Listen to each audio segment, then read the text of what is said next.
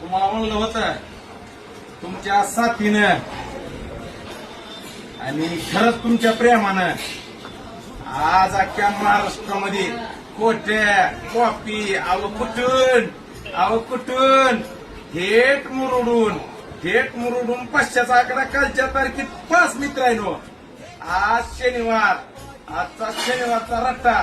शनिवारी बी सकाळ 200 टाकलेत मित्रांनो. ऐका नाही अहो काही 200 200 उगन इकडे